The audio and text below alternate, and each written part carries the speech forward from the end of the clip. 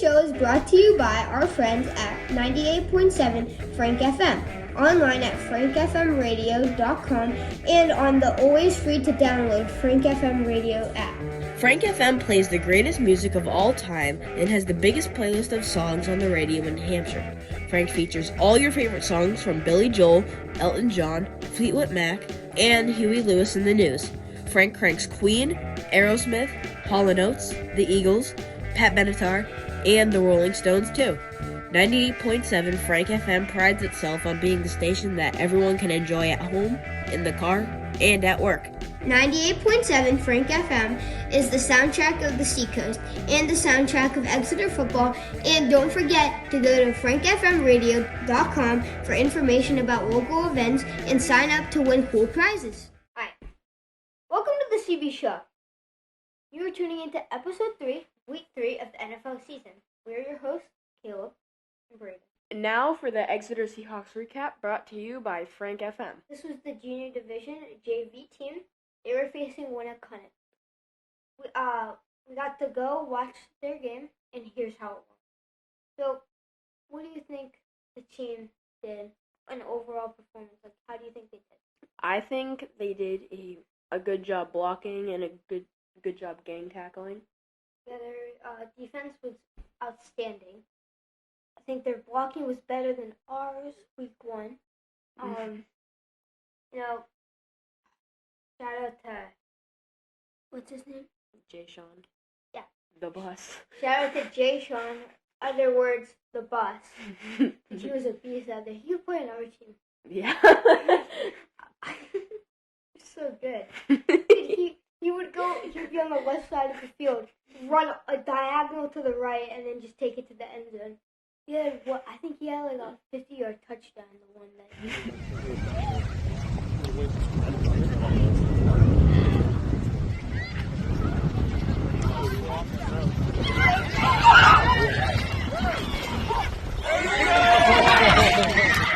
he just wouldn't give up. Yeah. Just kept moving his feet, which is what every coach wants to see. He's just a stud. Also, shout out to Mason Rosati. Had a couple really good passes, couple for scoring. Doing pretty good at QB. Play calling looked good. And snapping. Could get the snaps off. Yeah. Make decent decisions in the handle pocket. The ball. Mm-hmm. He's doing pretty good. Looking pretty good. What do you think their team could improve on overall? I think definitely containing the outside. They let a couple plays go to the outside for big yardage, and I think they just need to limit that. That's the defensive ends that have to contain. And if that gets too outside, then I think it's the cornerback's job. Mm-hmm. And you also, as a cornerback, need to get the first hit to slow him down. Jay Sean was also going. Yeah, Jay Sean. He was also going crazy on defense too. The bus. He was going right through everyone.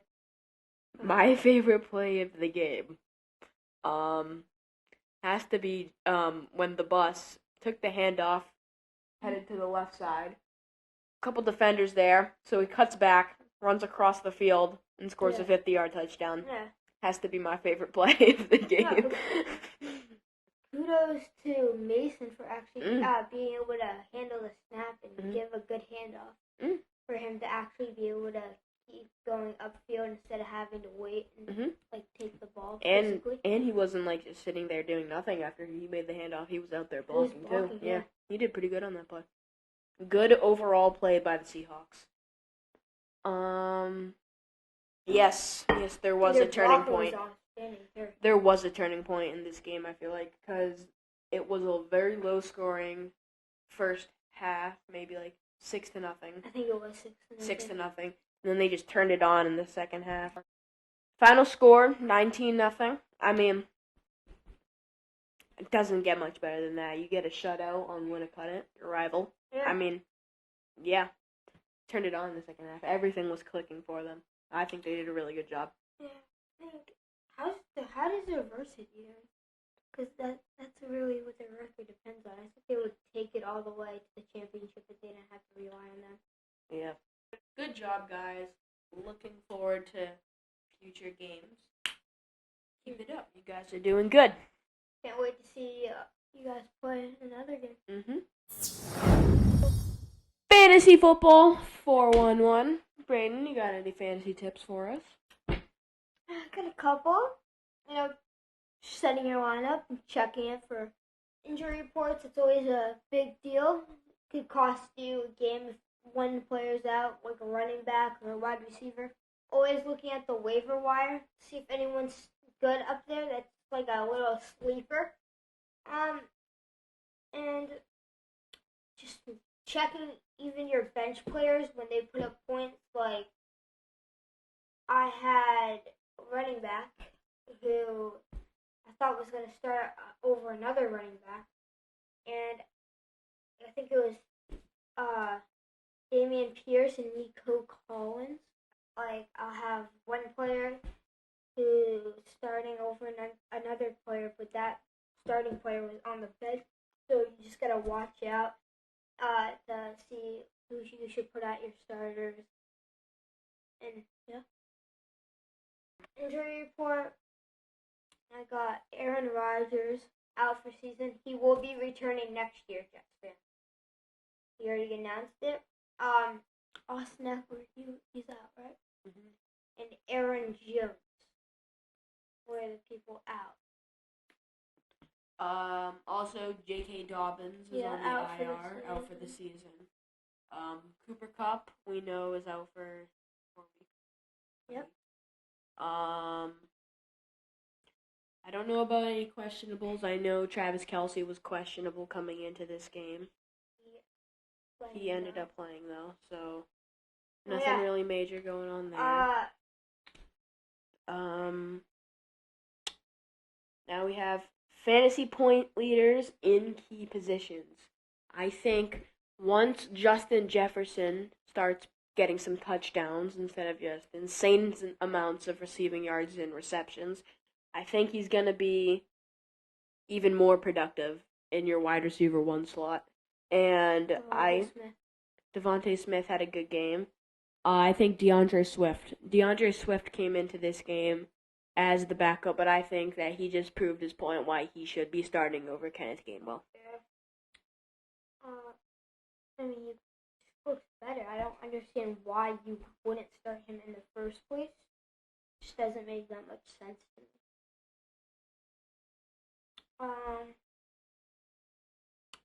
Which players are struggling to put up fantasy points? Easy. Jamar Chase. Josh Jacobs, Joe Burrow. Yep. Basically your entire Cincinnati's team, but Cincinnati has lost to the Browns and the Ravens. Not looking good. Falling back to being the regular Cincinnati Bengals. I mean, I would not be surprised if Jamar Chase or Joe Burrow would like to get out of this organization. Would not be surprised. But it's the coaching. I don't even think it's the coaching. It's not even bad play calling. They're just not executing well. Their O-line isn't blocking for Joe Burrow. Joe Burrow isn't getting any blocks from the O-line. He's not throwing good balls to his wide receivers. The Jamar Chase hasn't been getting targeted as much. T. Higgins had 8 targets and no catches. Joe Burrow can't really do anything about that in the first week. This week, he had 2 touchdowns, so he did pretty good. But I think that entire Cincinnati Bengals team is not putting up the ideal amount of points. Yeah, they're just not it. Joe Mixon? Joe Mixon not doing... Well, he had a decent game. He had like 13 points. He'd be a decent flex, but I wouldn't have him as a wide receiver 1 or a running back 1 or 2. Well, and also have Josh Jacobs at running back 1 or 2, and still good. They don't utilize him as much as they should. They utilized him so much last year. I think also McCaffrey is someone that you never put on your bench except for your bye week. Or if he's hurt, which he's very injury prone.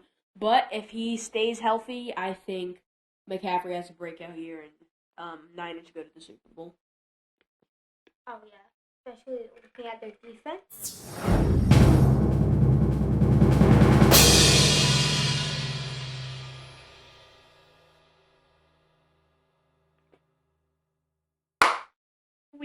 matchups, we got the San Francisco 49ers and the New York Giants. This one's a no-brainer. I'm taking the Giants. Just kidding. I'm taking the 49ers. There is no way that the 49ers don't lose this game. You have healthy Christian McCaffrey, Deebo Samuel, Brandon Ayuk, Brock Purdy, and George Kittle, all on the same offense, and you have a stout defense, and you play the Giants. There is no way that you lose this game. I have to take the Niners on this one. I'm taking Niners. I mean, Christian McCaffrey, guarantee you he's going to have a good game. Giants' defense is terrible. I think the passing is going to be great. Brock Purdy's going to have a good game, and the defense is going to shut down the Daniel Jones and the Giants. Now we have the Seahawks coming off a loss. Or no, Seahawks coming off a win. In overtime. And against Lions. And then you have the Carolina Panthers, who I don't think.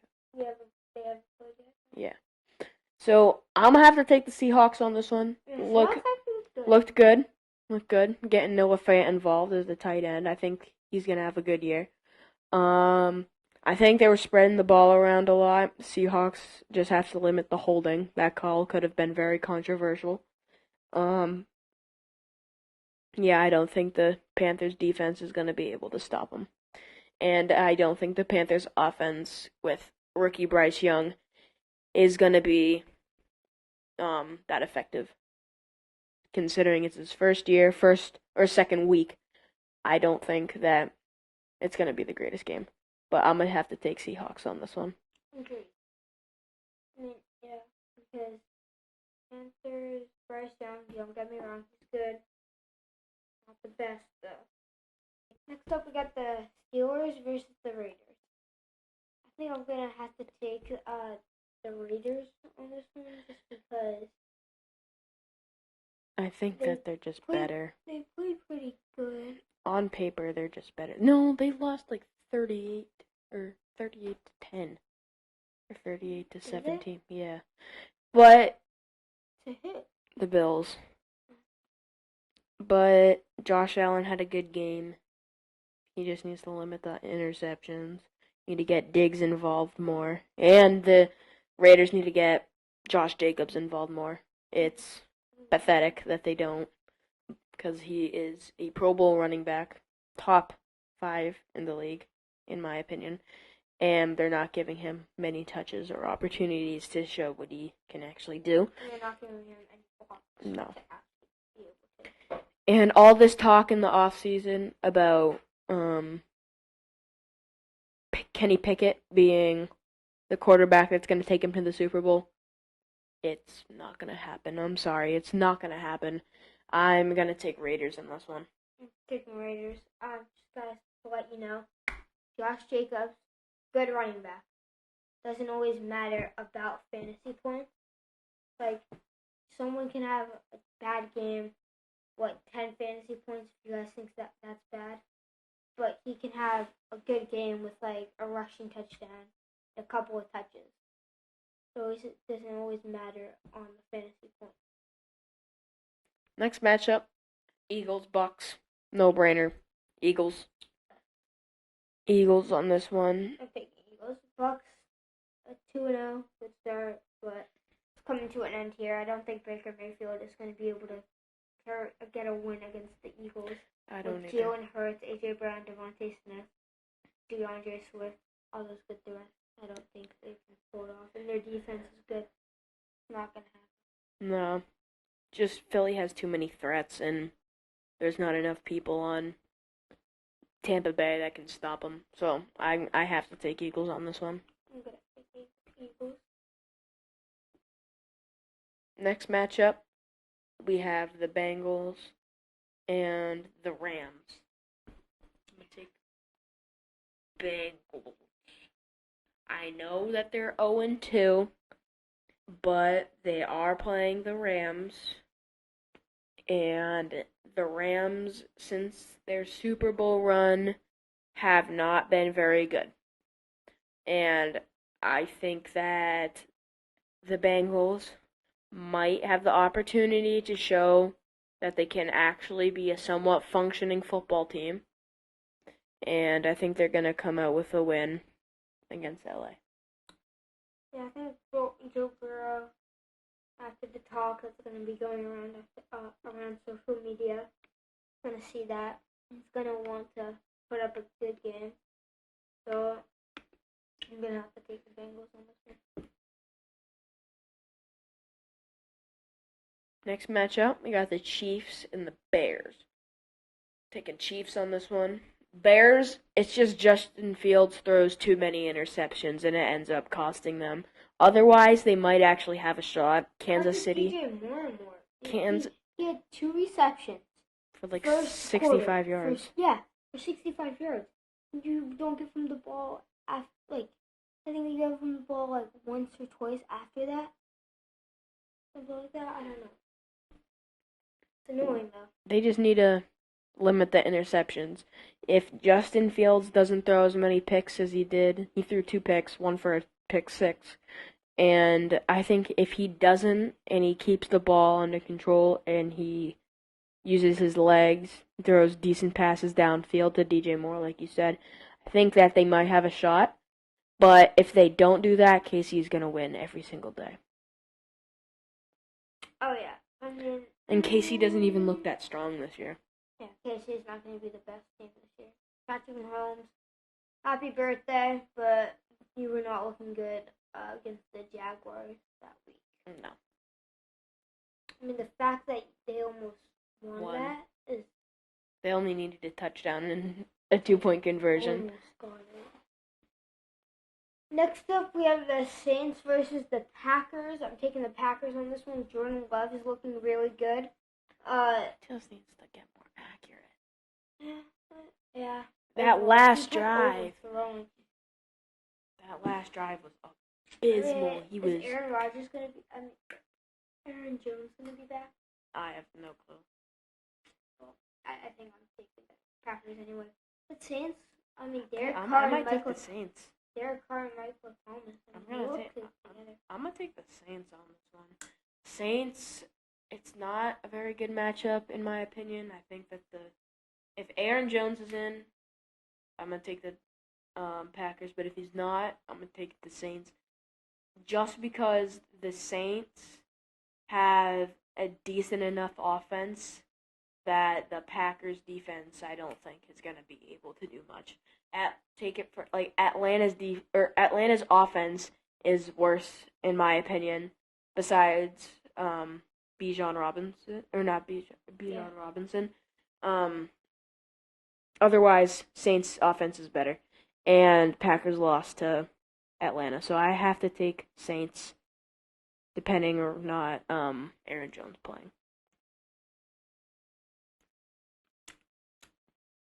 Next matchup, we have the Bills versus the Commanders. I'm going to have to take the Bills on this one. Pains me to say it, but Josh Allen didn't look all that bad this week. No, all that good this week either. He threw only one pick. He's going to get hurt. He shouldn't be throwing picks. It happens, though. I know, but he threw, 3 picks? Yeah. But that was last week. Yeah. Not this week. He's going to get hurt going airborne one of these times. Yeah. No way he's doing it. No. But I am going to take the Bills. Washington Commanders aren't performing to their best. It's not really saying much. They're not very good. Yeah. Who's your QB? Sam Howell. Oh, yeah. I'm gonna have Bills defense is really good, and I don't think Washington's offense is gonna be able to do much against it. So I'm gonna take Bills. Next up, I think probably gonna be the matchup of the week. Yeah. But the Vikings versus the Chargers. Tough loss against the Titans. I don't know how the Titans actually were able to pull that off. Ryan Tannehill actually was very good. I think Titans. I'll get to that later. But Chargers tough loss. I think what needs to happen is don't always look for Keenan Allen and Mike Williams. Like he started getting to Joshua Palmer, but I think you also want to look to Garrett Everett too. He was. I know he was, but not as much. Like I feel like. But every time he did, he got at least 15 yards. He got like 5 times. 5 times. But it's not going to be every time he's going to be able to do that. Sometimes he's going to get tackled for loss because not everyone's doing their job. And when they are doing their job, might go for 5, might go for 10, depending on whatever the play design is. One player. Talking about just in general. Because he usually... And he was spreading the ball around. His main target was Keenan Allen, but on the other hand, he was scoring and performing well when he was getting the ball. Had 2 touchdowns in the first half, and they started to get everyone involved more throughout the game, and Gerald Everett got a few targets in the dropped an easy pass though. Don't know why he wasn't able to hold on to that. Went right through his hands. But he wouldn't go down. He would get at least 10 yards after the catch, depending on who was there to tackle him, and yeah. But I'm gonna take the Vikings. Well, is Austin Eckler gonna be back? I think so. Then I'm gonna take the Chargers. I don't think Vikings have good players for fantasy points, but they're not. Yeah, exactly. They're not good fantasy for points. Doesn't always a defense. Like that's not always how the game works. Fantasy is just for one particular player, not a whole. But I'm gonna have to take again, depending on if Eckler plays or if Eckler doesn't play. I'm gonna take Chargers. Next matchup, we have the Jets and the Pats. I'm gonna take.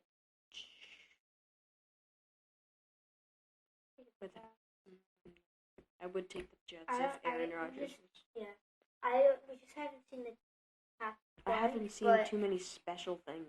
But they had a good game. I haven't seen too many. Yeah, but they can't close a game. If it's a close game, then Jets are gonna win every day because Pats can't figure out how to close games. So I'm gonna take Pats, but I'm not super confident in that answer. Simply because they are not good in general, but they're not good winning close games. So we're both taking Pats. I mean, Jets, they're okay. Not gonna be. They're not that bad. Miami versus Broncos. I think it's kind of a no-brainer. Miami. Russell Wilson wasn't looking too bad though. Yeah, Russell Wilson's actually slinging the ball. The ball around. He had. I don't know. Right now he has 3 passing touchdowns. Mhm. And yeah. Yeah, I'm gonna take Miami on this one. Yeah, Tua was looking good. Got a couple of good throws to Tyreek and Jalen Waddle. I think if they continue with this chemistry, they're a good team. So you would take Miami. Yes, Miami. Next matchup, we got the Colts and the Ravens. Anthony Richardson, but he has a concussion. So he's out. Maybe. No, he's not. Then I'm taking Ravens. It looks like a whiplash type of concussion. Well, I'm gonna take Ravens on this one. The Ravens look good against the Bengals. Odell Beckham Jr. He actually was having some pretty good catches. Before he got hurt. Did he get hurt? Yeah. What happened? What was Hammy. hamstring? Probably. But Lamar was looking good on the run. Mark Andrews had a touchdown. Mark Andrews had a good touchdown. Team's coming together. We're looking good as a team this year. Beat the Bengals. Yeah. I'm gonna take the Ravens. Next up, we got Tennessee versus the Browns. I think I'm taking the Titans. Just Derrick Henry because is very, very sneaky. Limited touches. But he's sneaky. He had 18 points. I don't understand how. That's why. Like, he's not getting touchdowns. He's just getting a bunch of yards. Which hasn't looked bad. I don't mind him not getting as many touches if he's doing this with the ball. But I think that Tennessee has a good shot of winning this one. Yeah. I think Sean Watson's going to have a decent game. Yeah. No. I think Tennessee, from their performance, they're going to come out with a win. Yeah, I'm going to take Titans. Next up, we got Cowboys versus the Cardinals. You know, I'm going to take Cardinals. Cardinals all day, every day. Cowboys isn't your year. Terrible. Never going to be your year. Playoffs, never going to happen. Well, it's taking Cowboys and the other way. Yeah, I'm going to take Cowboys. I'm taking Cowboys. Yes, you're good in the regular season. But once you get to the playoffs, it's going to be the opposite team. Leave it to Dak Prescott to mess everything up. Oh, yeah, just got to run it down the middle, slide, just got to take your precious little time. Yep. Blame it all on the ref for, getting in your way. Yep. All this good stuff. Yep. Well, I'm going to take Cowboys. Cowboys. It's also the Cardinals. Defense is good, though. Debatable. The defense is so good. It's very debatable that the Cardinals are the worst team in football. So it's kind of a no-brainer. Joshua Dobbs is actually swinging the ball around. We got the Lions versus the Falcons. Taking the Lions on this one. That call was horrendous. I know, right? They should be 2-0 right now. Yeah, that call was not very good. He is very unintelligente. But, I'm going to have to take Lions on this one. Jared Goff keeps slinging the ball like he is to Amon-Ra St. Brown. Amon-Ra. He's never going to slow down, and they're going to run away with this game. It's going to be a blowout. Reynolds looks good. Yeah. Next up, we got the Jaguars versus the Houston Texans. I'm taking the Jaguars. Travis Etienne, your brother's insane, but we'll just say you're a little bit better. So I'm going to have to take the Jaguars on this one. If they give Etienne the ball more, and he does better, produces more yards after touch, I think also quarterback. The difference between C.J. Stroud and Davis Mills. No. Who's the other quarterback? No, I'm talking about the difference between C.J. Stroud and Trevor Lawrence. Trevor Lawrence is so much better. Yes, you're a rookie, boy. Still gotta play what people are expecting you to play at, or even better. I'm kidding. I'm gonna take Jags. Yeah, I'm taking Jags. Bye-bye. We want to give a special shout out to one of our podcast sponsors, Fremont Pizzeria. Located in Fremont, New Hampshire, you can dine in, order takeout, or delivery. Having a party and don't want to cook? No worries. Call Fremont Pizzeria for all of your catering needs. Let them know the CB Show sent you. Fremont Pizzeria. It's more than just a pizza place. You guys know what time it is. Football trivia time. When I say football, you guys are going to say trivia. Football! Trivia! Football! Trivia! Football! Trivia! Let's do this. I got it. No.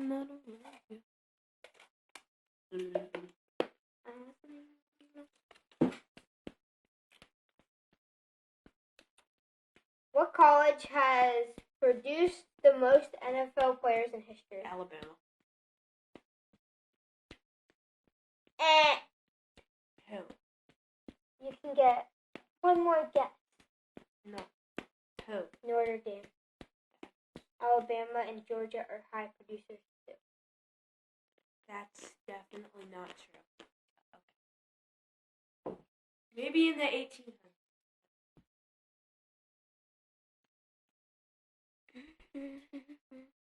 This one is so easy. Are you joking? Just go. I'll probably get it wrong. No, you're not going to get it wrong. Which player has the biggest NFL contract in history? Like, what do you mean by contract? Like dollar amount for 10 years. I'm overthinking it. Don't. Tom Brady? No. You See? don't. Patrick Mahomes. Yes.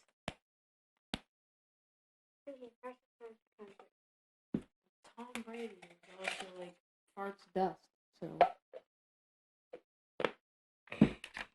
that's a big one. Okay, next up. How much do NFL refs make? I'm gonna say $75,000 Alright, a let's year. go higher or lower again. Higher. 100,000. Higher. 200,000. A little bit higher. 215,000. Lower. 210,000. A little lower. 205,000. Yep. Pretty per year. Sounds like a pretty good salary.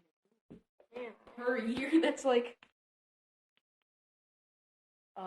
September, October, November, December, January. 6 months. That's a year. Yeah. True or false? John Madden never had a losing record in his 10 seasons as a head coach. True. True. He finished his coaching career with an overall of 112, 39, and 7. Bet you didn't know that. Was it true though? I was talking for them. Thank you for tuning into this week's episode. Make sure to come back next week for even more content. Subscribe to our YouTube channel and hit that like button. Subscribe to our podcast and download each episode on Spotify, Apple Podcasts, and Amazon Music. Follow us on Facebook and Instagram at thecb.show. And one more shout out to the Junior Division JV team. Blue 80 set hype.